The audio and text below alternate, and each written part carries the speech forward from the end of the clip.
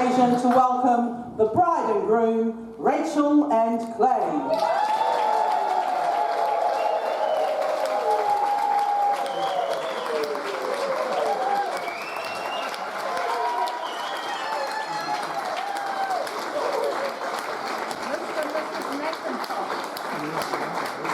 Is that right?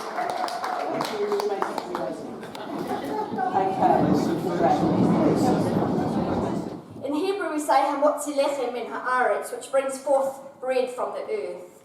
May we be empowered in the protection of the bountiful earth, that it may continue to nurture us. Food is a building block of life and the seed of human connection. The sharing of food is the beginning of generosity. Breaking bread creates a space to share and express care for each other. May we be nourished together. Whānau whānau, harimai te tauki, humie, hue, tae. What's happening here is, I know I sound quite controlling, I am. Acting on behalf of my good friend here. The caterers are going to come and we're going to start here at the table. They'll let you know when it's time to go to the buffet.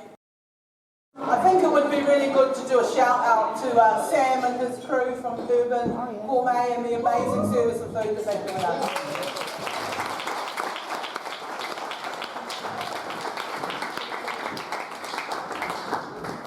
Okay, so now it's time for speeches and a toast. So I thought, I better Google what makes a good toast. And they told me it was making sure it was brown on both sides. They also said you had to make like a silly wedding joke. Do you think I got that criteria okay? No, looking out here, really what I should have Googled is toasts for radicals. Because if the revolution was going to start, I reckon it could start right here, down in this room. So here we all are in a moment of time. You know, I'm really aware of the honour of emceeing this moment that happens once, with Clay and Rachel coming together, with all of us being here. And I really hope we can soak that in, really as a community, our family, our friends, as we come together and are united, that we allow that to really mean something. And I'm imagining all of you small little 1 or 2 minute anecdotes might be floating up. But before we go to the speeches where you can come and let us know about this union and what it means to you, I'd like to raise a toast. So I'd like you all to raise your glasses to the health and happiness of the bride and groom, Rachel and Clay.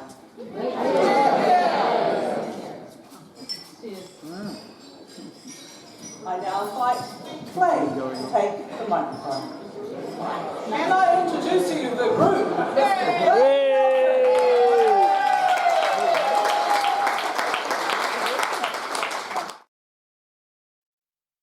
As I look out at this amazing collection of humanity and radicals from all sides, it's wonderful to see. As unfamiliar as I am with public speaking, I felt, well, my wife and I.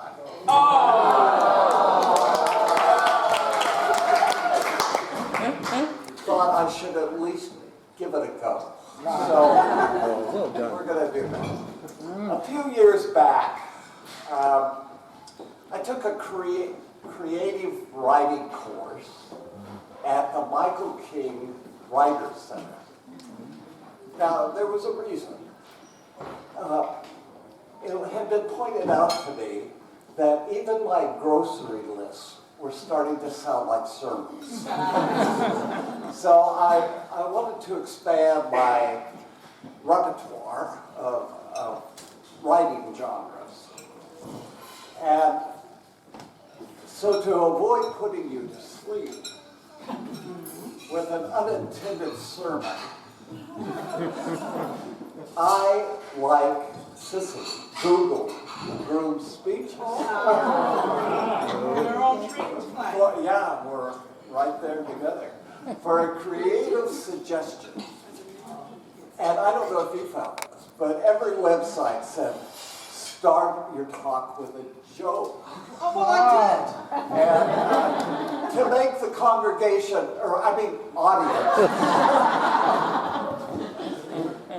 feel more relaxed and to break the ice. They offered many suggestions, all of them bad. One lame joke began, without all of you here today, it wouldn't be the same.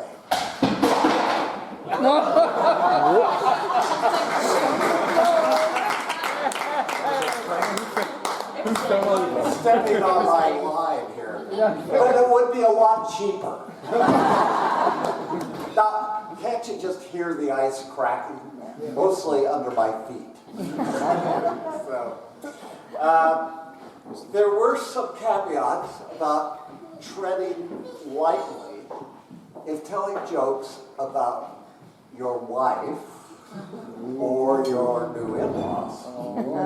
I thought those were particularly wise words. I took them to heart, especially after I looked at some of the jokes they suggested, which would offend those feminists we know as Harvey Weinstein and President Trump. So let's move on to the next suggestion for a group speech, which is to share how Rachel and I met.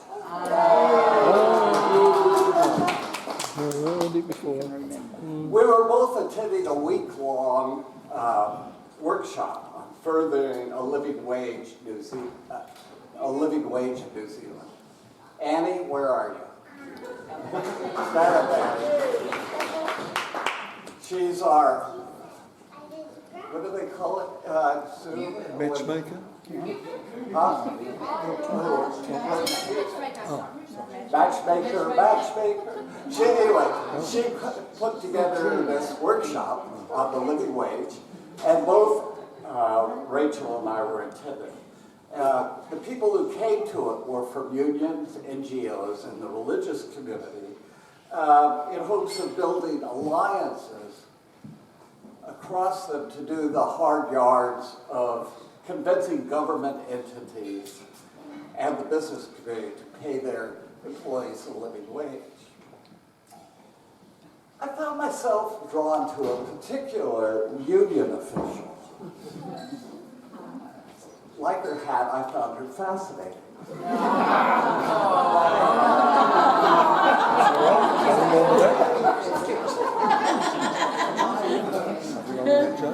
She was generally quiet during the gathering, but when she did choose to speak, she always had something worth saying. And even better, she said it concisely and with humor, which really interested me. So we often found ourselves during this week in small group sessions together or sharing a meal together. And as the workshop drew to a close, we were encouraged to, let's sort out your phone here. We were encouraged to continue getting together with people from a different milieu. So to have what were called relational meetings.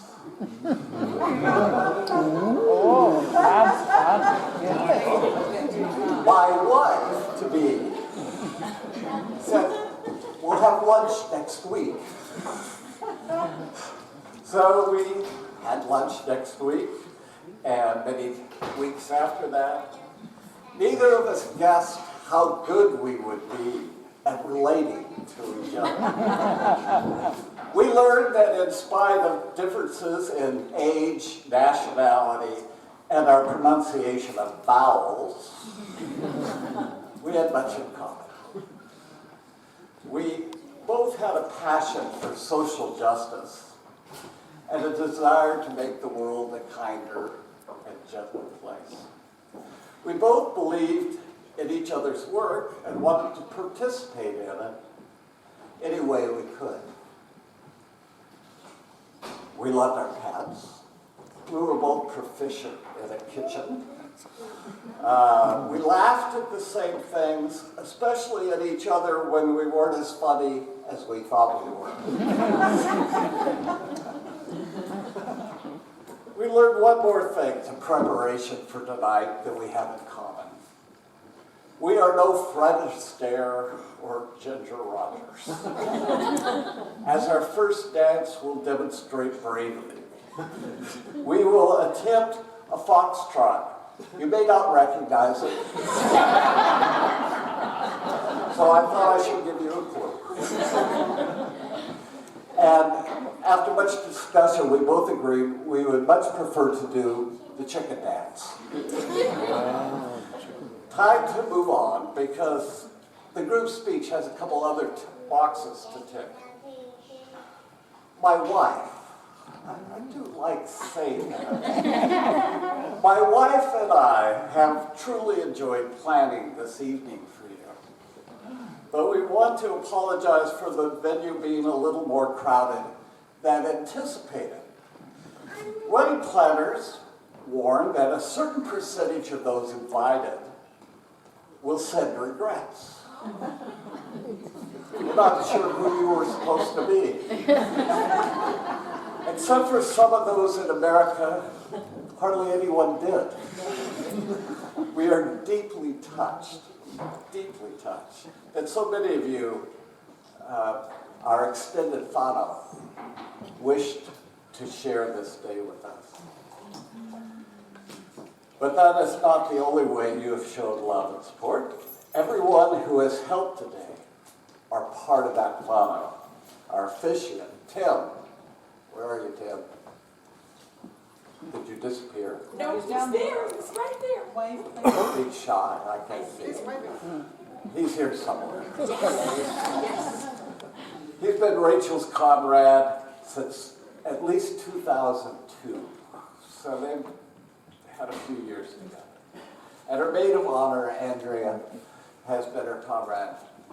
I'm not sure how long. Seems forever, right? Good friend. In one way or another, and good friend. Ross Teppet, the musician at the church, is also one of Rachel's comrades.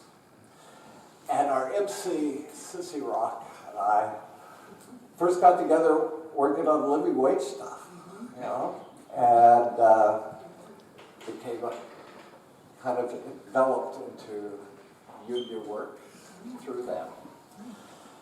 And has been a friend to both of us. Caitlin, our entertainer tonight. Where are you, Caitlin? I'm here. I'm glad to hear it. She's been, well, she and Rachel first became friends at university. So, lots of history there. Our Unitarian whānau has played a major role in making today a joyful occasion. From Alan Lynch. Where are you, Alan? Raise your hand. Come on, Alan. Maybe shy. He had a special crew, including the bride, who cleaned up, painted the entryway to the church, which had looked rather embarrassing. Rachel likes to paint on canvas, but give her a paintbrush anywhere and she's happy. And then Jenny, who's up here, Jenny Boyd, was responsible for the flowers with some assistance from Betsy Marshall. Paul Howarth, across from Jenny, recorded the service for posterity. I'm sure we'll have to put it in a special vault. Rachel's brother, Tom Mackintosh, and Peter Jennings are taking photos for tonight.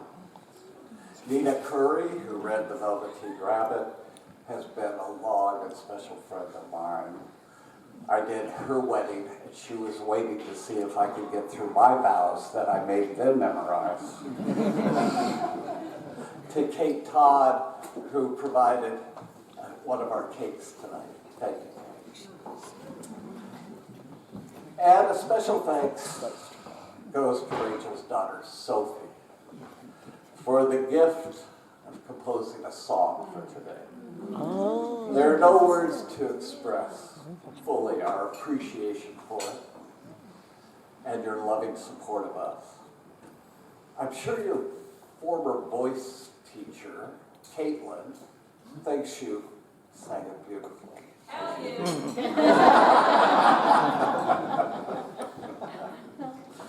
We also have to thank you and Callum for providing a lovely, confident, and vivacious flower girl to get the ceremony started. Yay. Applause.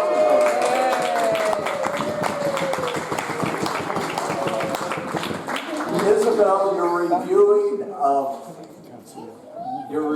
of YouTube clips of Flower Girls paid off.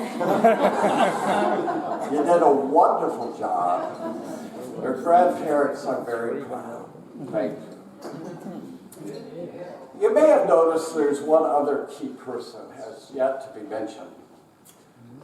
My best woman, Betsy Marsh. Betsy, you were the instrumental in my becoming the church's minister over 5 years ago. Since then, you have been a constant source of encouragement, support, and single malt whiskey. You have quietly and unceasingly worked behind the scenes with me to accomplish the many things necessary to grow a healthy congregation. These have been the most enjoyable years of my ministry, and I have you to give a lot of the credit to. So thank you, Nancy, my friend and my confidant. No group speech better end without a toast to the bride. Rachel, I have waited for you my whole life. It's funny how the best things in life often come upon us unexpected and when we weren't even looking.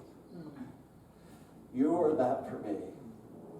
A reminder that it is never too late to love and be loved deeply and forever. Every day for the last 5 years, besides doing your laundry, I have had to pinch myself that a beautiful, self-possessed, intelligent, are you getting all this? A beautiful, self-possessed, intelligent, generous, exceedingly kind and funny woman finds in me someone with whom she wishes to spend her life. I invite you to lift your glasses to toast both my good fortune and the woman I love, respect, and honor, my wife, Rachel.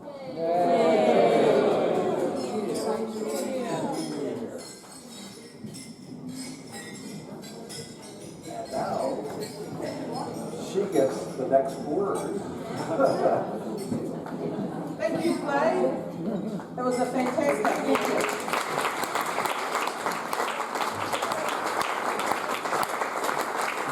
So now if we could get the bride, Rachel, up to say her piece. Have a little feminist in me coming in.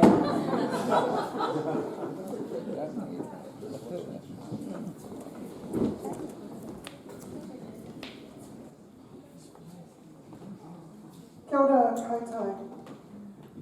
Normally in these situations I introduce myself, but I actually think that you know who I am, which is beautiful and touching. And I'd like to thank you all for being here. Unlike Sissy and Clay, I didn't do any research. I don't know that there are rules for bride speeches, and if there are, I may be breaking them. So what I thought I would do is actually start by talking about play. It's hard. Earlier today I promised to talk, and it's quite hard to talk when something feels like a whole cosmos. So what I've decided that I'm going to talk about is just get close, because when you get close to something you can perceive with whatever senses work best for you, something of the whole. And the thing about Clay that I'd like to talk about is his generosity. He is incredibly generous to me, as you've heard, and I was tossing up whether to mention he does my laundry. We all know. But he's generous to me on a daily basis. He is generous to my family. But for Clay, generosity is something that is personal, it is theological, and it is political. And an example of this, many of you know about, I think it was 4 years ago now, may have been 3, I lose count, when some Indian students were due to be deported. And Clay unhesitatingly pushed our church to offer sanctuary to those people without stopping to ask whether they were worthy, whether they had done right or whether they had done wrong. He just employed his personal, theological and political generosity to insist that we give that sanctuary in our community, and we are all richer for it because those relationships endure. Kay was at a wedding of one of those students back in India last year, and some of those students, with a lot of ongoing work by members of our congregation, have been allowed to return to New Zealand. So Clay's generosity is, to me, a radical thing. It is a generosity that creates a beloved community, that creates heaven on earth, and that is radical in today's world when there are so many things that we want to change. So I'd like you to raise your glasses, please, to what, when Sophie was 3, she liked to call the broom. To my darling, my husband, Clay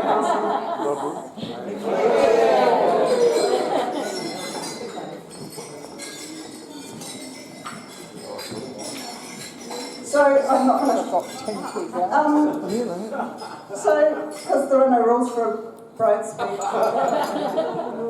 One of the other things that Clay has presented me with is the opportunity to see things in a new way, including to see that marriage doesn't just have to be about the perpetuation of the patriarchy, that it can in fact be about a public declaration of a private and inner grace, which is what we share.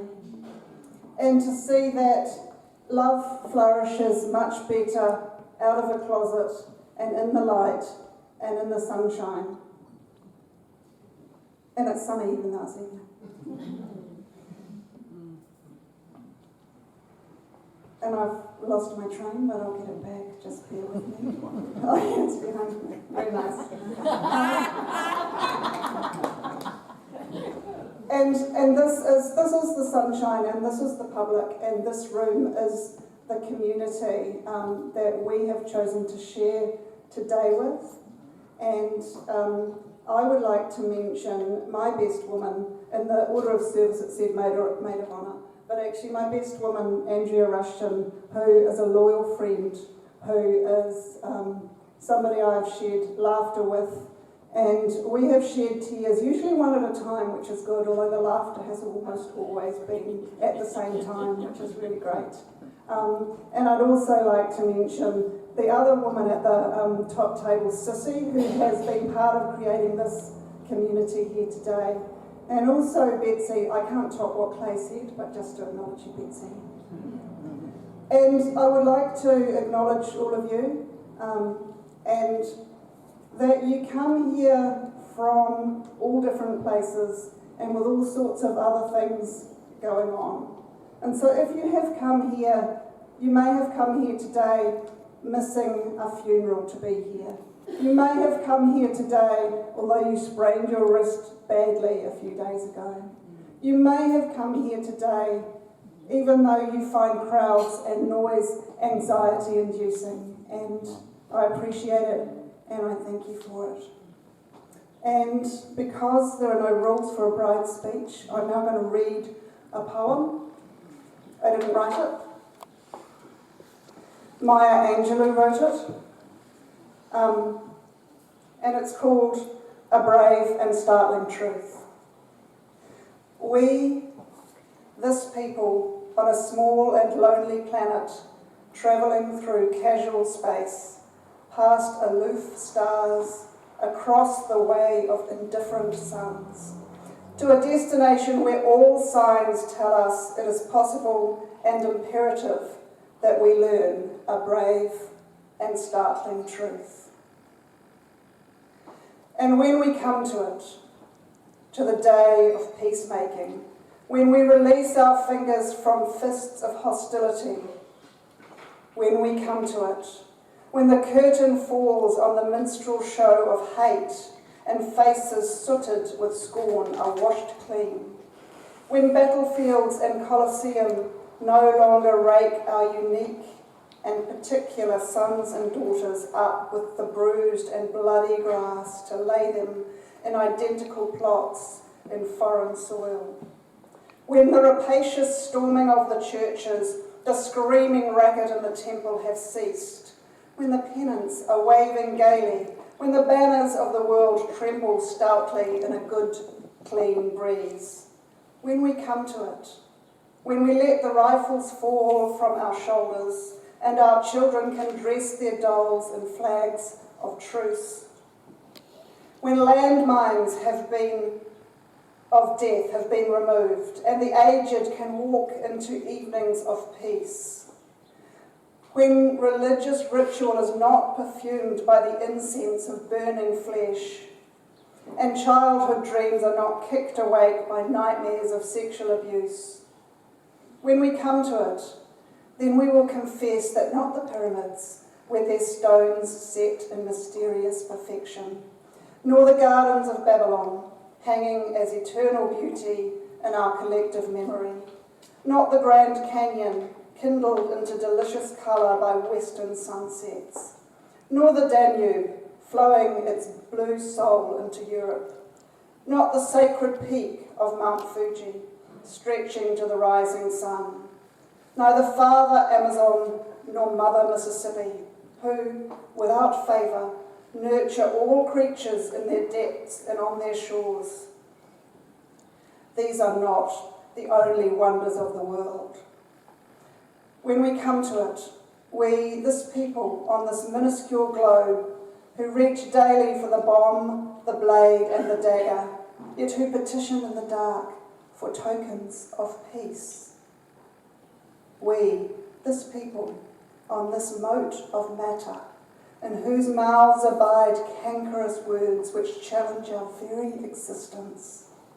Yet out of those same mouths can come songs of such exquisite sweetness that the heart falters in its labour and the body is quieted into awe. We, this people, on this small and drifting planet, whose hands can strike with such abandon that, in a twinkling, life is sapped from the living, yet those same hands can touch with such healing, irresistible tenderness, that the haughty neck is happy to bow, and the proud back is glad to bend out of such chaos, of such contradiction. We learn that we are neither devils nor divines. When we come to it, we, this people, on this wayward, floating body, created on this earth, of this earth, a climate where every man and every woman can live freely without sanctimonious piety, without crippling fear. When we come to it, we must confess that we are the possible, we are the miraculous, we are the true wonder of this world. That is when, and only when, we come to it.